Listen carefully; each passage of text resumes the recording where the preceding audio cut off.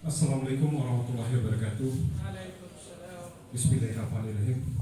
Raditu billahi rabba wa bil islam dina wa bi Muhammadin nabiyyan wa rasulah. Yang terhormat Bapak Kepala Desa, dalam hal ini diwakili oleh Bapak Sekdes Desa Rono. Yang terhormat Bapak Babin Kantipmas, kebetulan mewakili sebenarnya Babin Kantipmas Desa Tol Tangga. Yang terhormat Bapak Dokter, singkatnya hadirin tamu undangan yang sama-sama kami hormati. Acara dalam rangka sosialisasi sekaligus pencegahan COVID-19 dengan mengucap Bismillahirrahmanirrahim, marilah kita buka. Secara selanjutnya, sambutan dalam hal ini akan disampaikan oleh Bapak Sekretaris Desa. Kepada Bapak kami persilakan. Bismillahirrahmanirrahim. Assalamualaikum warahmatullahi wabarakatuh. Waalaikumsalam. Yang kami hormati Bapak Dokter dari PKM Mota beserta seluruh tim yang hadir pada acara pagi hari ini.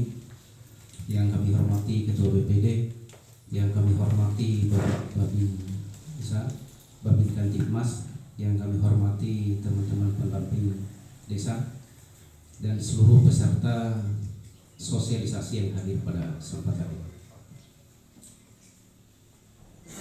Pertama-tama marilah kita sejenak memanjatkan puji syukur kita atas kehadiran Allah Subhanahu wa taala yang telah melimpahkan rahmat, taufik dan hidayahnya kepada kita semua sehingga kita masih berkesempatan hadir pada acara yang kita gelar secara bersama pada kesempatan ini.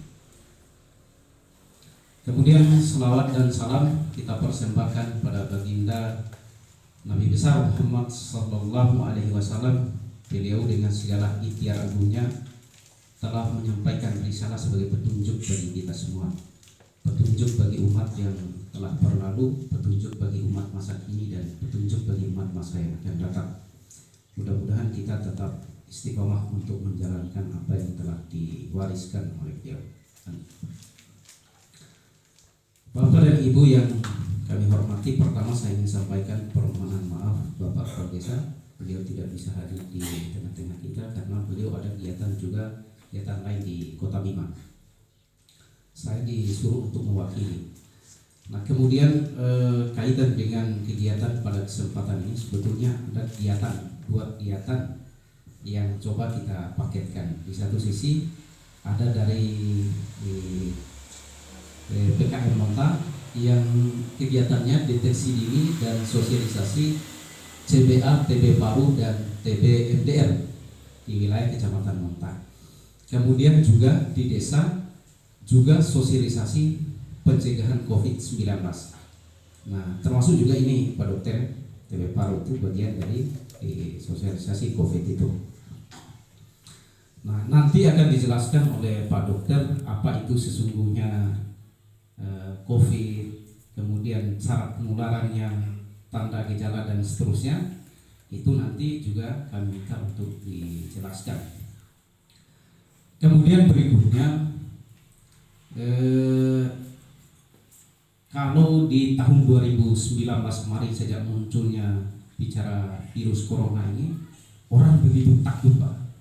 Ketika kemudian orang ketika terdeteksi misalnya COVID-19 seolah-olah asumsi orang itu pasti ini orang yang terkena ini akan meninggal.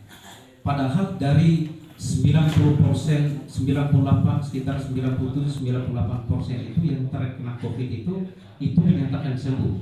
Sekitar 3-2% yang dinyatakan meninggal. Itu pun yang memiliki riwayat penyakit misalnya jantung koroner, kemudian tekanan darah tinggi dan seterusnya, diabetes mellitus dan seterusnya.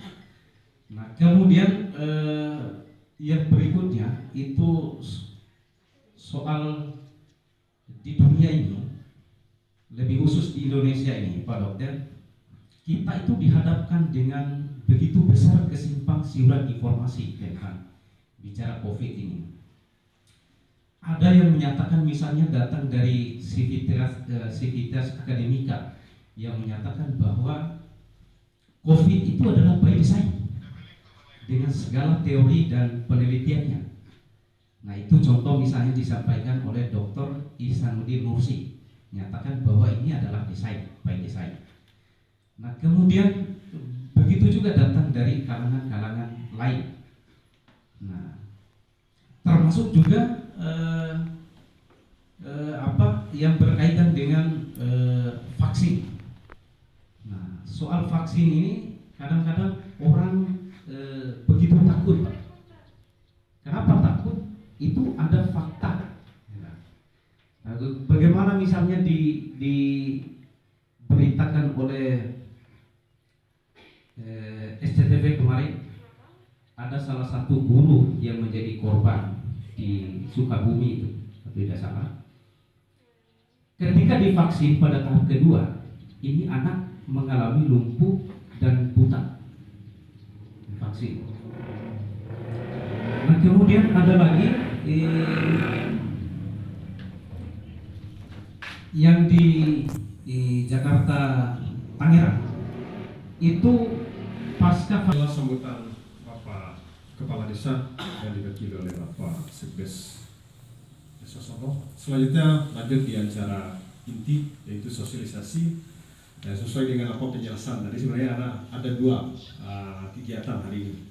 Pertama adalah sesuai dengan anggaran yang kita anggarkan di APBS tahun 2021, bertepatan hari ini juga membahas tentang pencegahan sekaligus sosialisasi COVID-19 Pak Dokter. Selanjutnya untuk acara inti sosialisasi yang akan disampaikan oleh Bapak Dokter, kami persilakan Pak Dokter, waktu dan kesempatan. Assalamualaikum warahmatullahi wabarakatuh. Targetkan ada Dokter Alan yang saat ini sedang bertugas di Puskesmas Monta. Kali ini akan menyampaikan sosialisasi tentang COVID-19 dan juga tentang TB paru dan TB MDR. Ya. Untuk yang pertama mungkin tentang sosialisasi tentang COVID-19 itu sendiri. COVID-19 ini disebabkan oleh virus yang bernama coronavirus. Nah, kenapa disebut dengan virus corona? Karena bentuk virus ini sendiri dia partikel bulat, bundar, terus dikelilingi seperti semacam ada mahkota. Makanya disebut dengan coronavirus. Terus untuk karena corona itu kan dari bahasa Latin ya, mahkota, makanya disebut dengan virus corona. Terus untuk bagaimana penularannya ini sendiri, mulai dari masa inkubasinya dulu. Virus corona ini dia masa inkubasinya range-nya mulai dari 5-6 hari sampai dengan 14 hari baru dia bisa menginfeksi. Terus untuk virus corona ini penularannya melalui droplet. Nah, droplet apa sih droplet itu? Droplet itu semacam percikan yang berisi air. Nah, yang biasanya kan melalui batuk, bersin. Nah, dia melalui pernapasan yang akan menempel di mukosa mulut, di saluran pernapasan, malah ada yang menempel di mata, seperti itu. Nah, itu untuk penularannya sendiri. Kemudian untuk masa hidupnya sendiri untuk virus corona ini di beberapa artikel ilmiah atau jurnal ilmiah, untuk virus corona ini dia bertahan hidup di benda seperti logam, plastik itu 72 jam bertahan hidup. Untuk benda seperti kertas atau karton dia 48 jam dia bisa bertahan hidup. Nah, virus ini juga dia lemah atau sensitif terhadap sinar ultraviolet. Dia lemah, sensitif. Terus bahan-bahan yang pelarut lemak seperti deterjen, sabun itu dia lemah. Sama yang mengandung etanol 70% alkohol atau dalam namanya alkohol, dia lemah terhadap itu. Seperti itu. Untuk gejala-gejalanya sendiri dari virus corona ini, dia menyerupai batuk pilek biasa awalnya, tapi dia disertai dengan gejala lain seperti sesaknya berat kalau yang sudah terkena terinfeksi dari virus corona ini. Sesak, kemudian diikuti dengan diare, mencret, ya. Kemudian sakit kepala, kadang diikuti dengan mata merah atau bau mata, ya, kata istilahnya orang Bima. Kalau buat istilah medisnya konjungtivitis. Nah, yang kemudian yang khasnya juga dia ini muncul bercak-bercak di kulit, merah kemerahan, atau yang disebut istilah medisnya ruam kulit. Kemudian yang menjadi ciri khasnya juga hilang indera penciuman.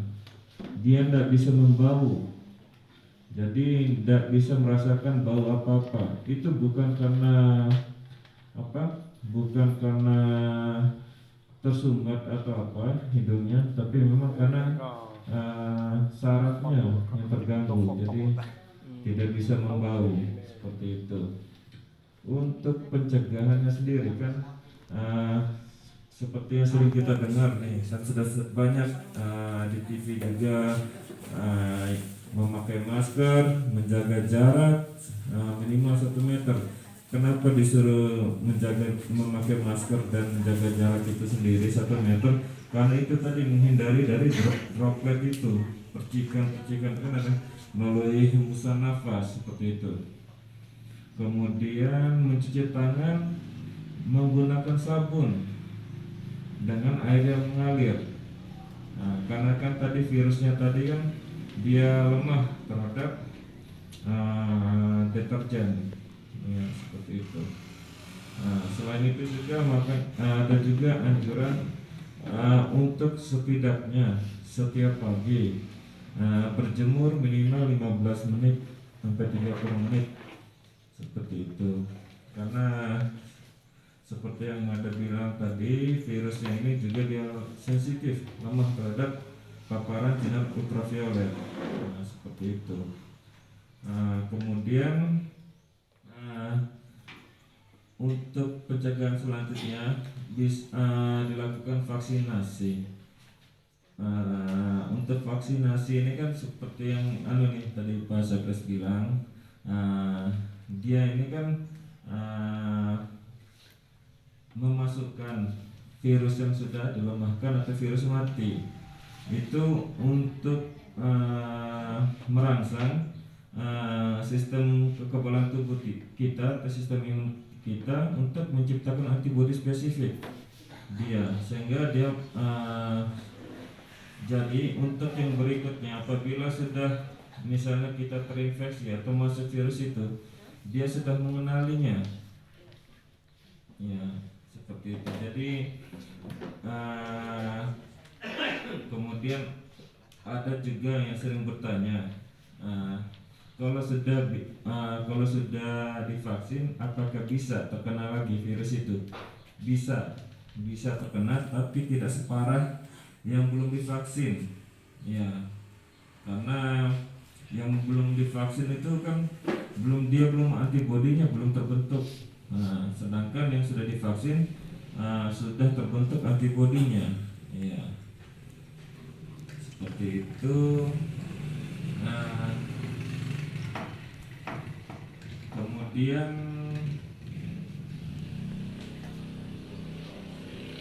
untuk setelah biasanya hal-hal yang biasanya ditimbulkan setelah vaksin itu sendiri kan, biasanya masyarakat yang setelah divaksin, untuk yang setelah divaksin biasanya akan menimbulkan gejala-gejala seperti merasa lemas, batuk, kemudian pilek, kadang ada yang diare, mencret.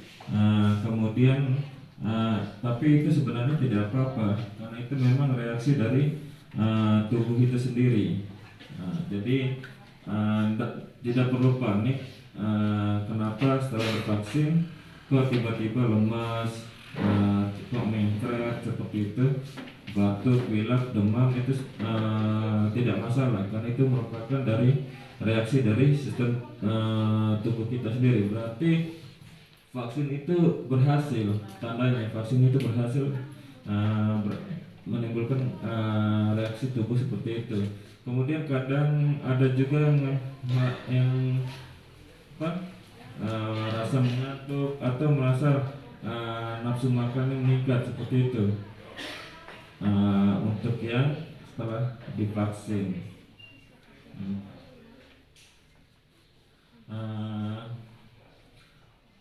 Seperti katanya Pak Sekdes tadi, yang setelah 3 hari yang divaksin itu meninggal, untuk sampai mata lihat lagi, untuk yang itu dari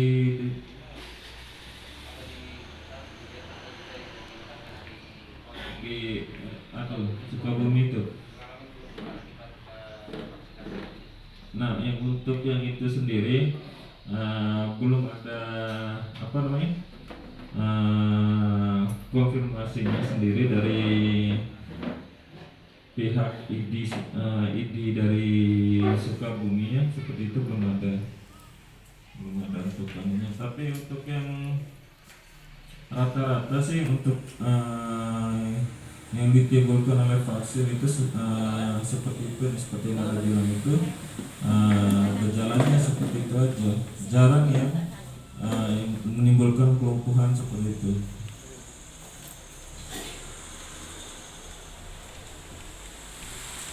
Mungkin untuk yang virus corona ini karena sudah banyak sekali kan yang pemberitaannya seperti pencegahannya seperti itu, mungkin tidak terlalu banyak untuk Mada sampaikan. Mungkin ada dari Itadoho yang ingin bertanya tentang virus ini sendiri. Mada persilakan sebelum Mada lanjut ke TV baru.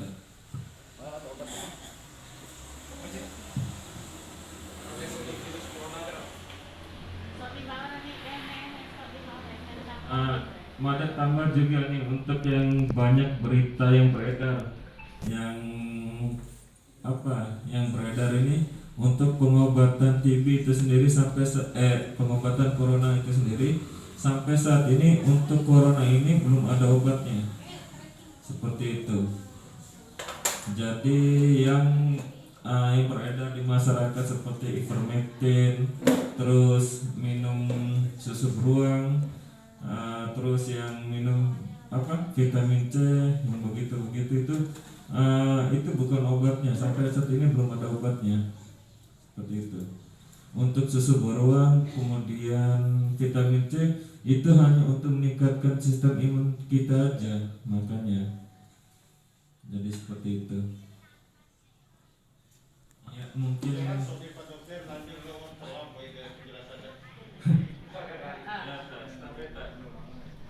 Assalamualaikum warahmatullahi wabarakatuh. Yang berkaitan dengan penularan ini, seperti yang disampaikan tadi, bahwa penularan ini bisa melalui percikan daripada air minum dan segala macam. Lantas pertanyaannya, karena memang banyak orang yang terkena jangkit virus corona itu yang menggunakan masker. Lantas apa sesungguhnya penularan ini? Melalui apa sesungguhnya? Karena Indonesia ini, khususnya di Desa Sondo ini kan menggunakan masker ini sudah semuanya sudah banyak, dan orang-orang semua mulai dari desa, kecamatan, bahkan nasional ini terus mengumandangkan bahwa harus menggunakan masker. Tetapi juga toh banyak korban yang terjangkit virus corona ini. Mohon dijelaskan. Dan yang kedua yang berkaitan dengan vaksin. Vaksin ini kami masyarakat Desa Sono ini sangat takut. Karena apa? Karena ada informasi yang simpang siur, baik yang ada di media sosial, televisi dan segala macam. Sehingga kemudian kami ini butuh penjelasan lebih detail, penjelasan yang bagaimana kemudian meyakinkan kita bahwa masyarakat Desa Sono ini tidak takut terhadap vaksin. Karena memang jangan sampai kita ini kan memiliki riwayat penyakit misalkan, lalu kemudian divaksin sehingga menimbulkan efek yang lain, dan efek yang lain itu tidak bisa dipertanggungjawabkan oleh pemerintah. Mohon dijelaskan itu. Sekian, billahi taufiq wal hidayah. Assalamualaikum warahmatullahi wabarakatuh. Waalaikumsalam warahmatullahi wabarakatuh. Untuk yang pertanyaan yang pertama, untuk penularan sendiri kan selain melalui udara tadi, melalui bersin, melalui percikan itu, ini kan virus ini juga kan menempel di benda-benda yang lain. Seperti Mada bilang tadi, dia bertahan hidup di seperti yang terbuat dari besi, aluminium, kemudian plastik, itu dia bertahan 72 jam. Kemudian yang benda-benda yang terbuat dari kertas atau karton dan semacamnya itu dia 48 jam. Jadi kan kadang kita ini kan walaupun sudah pakai masker, kadang ada lalainya.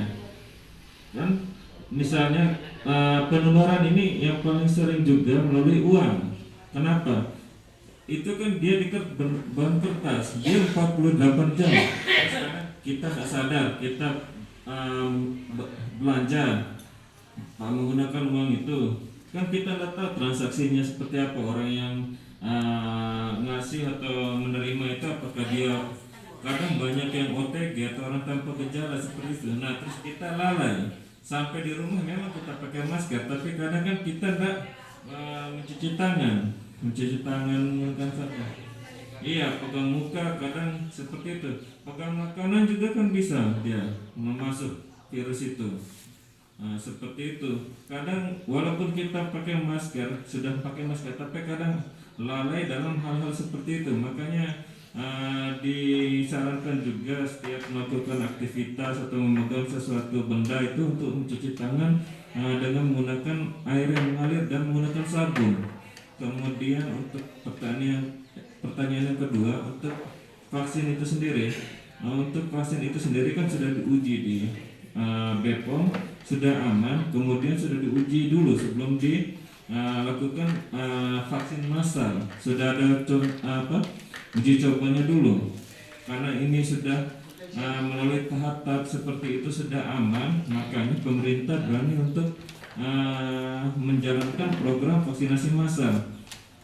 Untuk yang vaksin itu ada kriterianya. Jadi Madaroh tidak langsung vaksin, karena ada, makanya Madaroh screening dulu sebelum melakukan vaksinasi.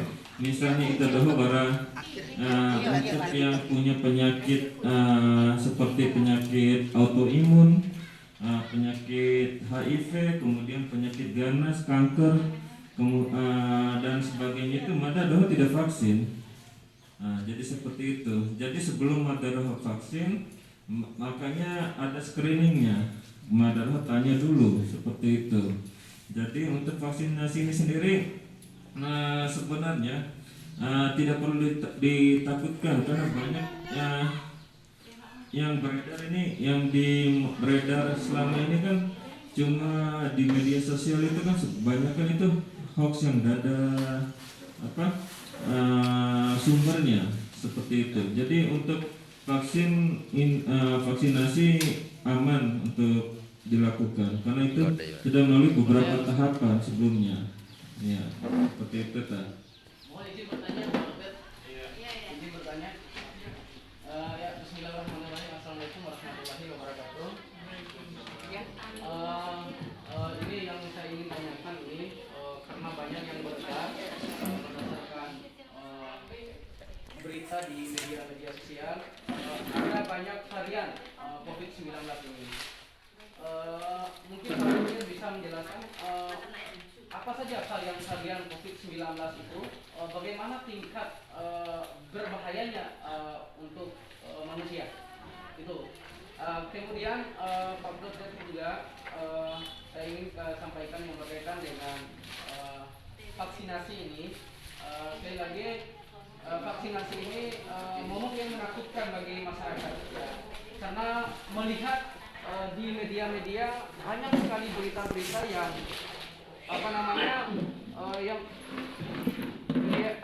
yang berkaitan dengan vaksinasi ini, bahayanya vaksinasi. Justru bahaya vaksinasi yang dipertontonkan ini, Pak. Mohon diperjelaskan itu. Terima kasih. Assalamualaikum warahmatullahi wabarakatuh. Iya, untuk varian virus dari corona ini ada, untuk sekarang udah ada yang varian alpha, beta, sama delta. Nah, untuk yang varian alpha sama delta ini untuk udah untuk Indonesia sudah menyebar, udah rata. Sedangkan yang terbaru ini varian delta. Nah, untuk yang varian delta ini yang memang yang dari India, klaster India, dan dia yang paling untuk saat ini yang paling ganas.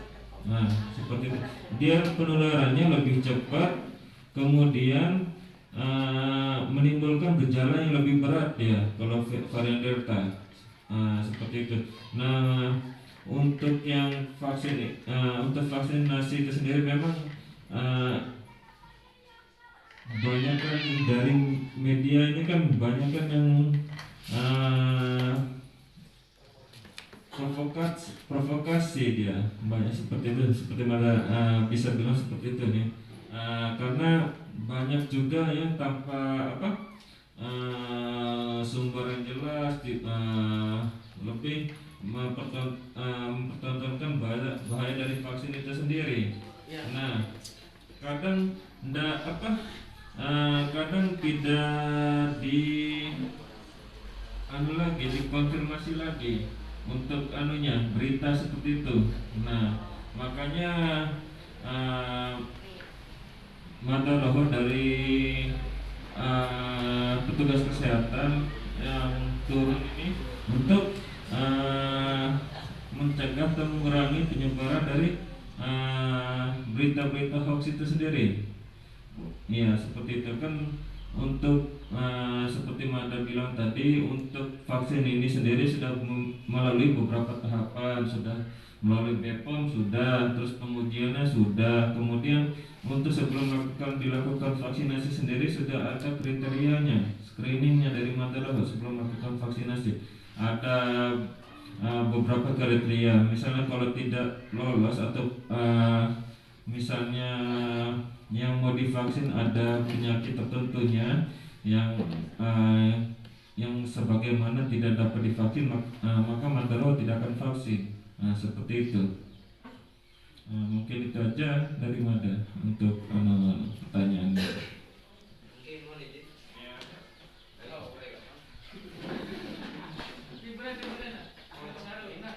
Inilah pertemuan yang hidup. Sedikit mempertanyakan tentang tiga tingkatan gejala yang berkaitan dengan COVID-19. Yang kita ketahui secara normatif yang dipaparkan oleh setiap penemu daripada COVID-19 ini, terutama Dr. Nur Hadi yang melakukan penelitian di NTB pada saat ini, menjelaskan ada tiga stigma yang terjadi pada COVID-19 ini untuk gejala positifnya sebelum sampai ke gejala positifnya. Yang pertama itu adalah efisiensi daripada reaktif. Reaktif ini dibagi dalam 3 kelas juga. Yang pertama sudah dijelaskan oleh Pak Dokter tadi. Terus yang kedua, reaktif efisiennya itu tidak pernah dijelaskan oleh setiap petugas kesehatan, terutama yang bernaung di bidang COVID-19 ini. Yang ketiga itu adalah varian Delta. Itu hanya dijelaskan keganasan dari deltanya saja. Maksudnya indikator sebelum hadirnya delta ini, kenapa tidak dipaparkan, dijelaskan tingkatan ke bawahnya? Kan yang terjadi untuk hari ini langsung dijustifikasi berkaitan dengan positifnya. Tingkatan reaktifnya kenapa tidak dipaparkan, ya, dipublikasikan akhirnya? Kebanyakan kalau di BIMA untuk sekarang ini, kalau di BIMA tingkat reaktifnya itu, tingkat positifnya itu hanya 0,3% sebenarnya. Tapi kebanyakan untuk NTB sebenarnya hanya masuk di tingkat reaktif belum positif. Itu belum positif. Itu hasil penelitian Dr. Nur Hadi dari bidang kesehatan juga. Apakah tingkat reaktif ini sama? Pertanyaannya, apakah tingkat reaktif ini sama dengan positif? Itu pertanyaannya. Untuk yang apa tadi? Untuk yang reaktif. Nah, untuk yang reaktif itu sendiri, ini kan biasanya kita ada beberapa tes. Yang pertama kan tes yang antibody. Yang antibody itu, misalnya untuk antibody tesnya apabila kita sudah pernah terkena dari COVID itu sendiri, maka akan terdeteksi antibodinya seperti itu. Itu reaktif yang antibody. Sedangkan antigennya itu, antigen berarti dia berarti ada virusnya itu sendiri dalam tubuh. Nah, sedangkan untuk yang PCR sendiri yang tadi katanya positif, nah itu untuk yang itu maka dihitung dari CT-nya sendiri seberapa banyak virus itu di dalam tubuh kita. Sebenarnya kenapa kita bagi seperti itu? Karena untuk yang apa namanya PCR sendiri kan untuk di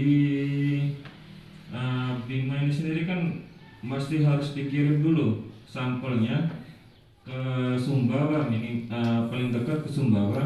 Kemudian untuk sebenarnya untuk pencegahannya sendiri, kenapa kita menggunakan yang antibody sama antigen seperti itu? Karena kan untuk menunggu dari hasil PCR-nya sendiri itu kan membutuhkan waktu sekitar 1 mingguan seperti itu. Untuk proteksi dari kita sendiri juga, selain dari nakesnya, untuk keluarganya seperti itu. Kemudian untuk varian Delta ini sendiri, kan baru muncul 1 atau 2 bulan ini sendiri. Dia itu kan dari klasternya India, dari virus yang masuk baru lagi. Kemudian kenapa hanya keganasannya aja?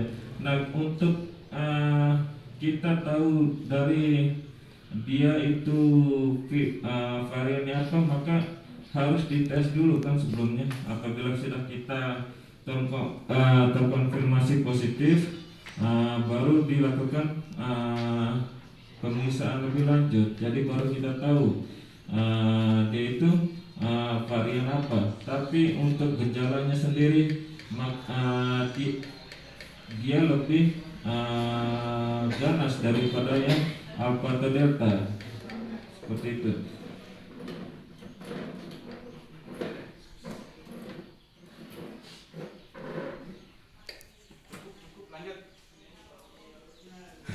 Nah, untuk yang TB paru itu sendiri, untuk TB paru ini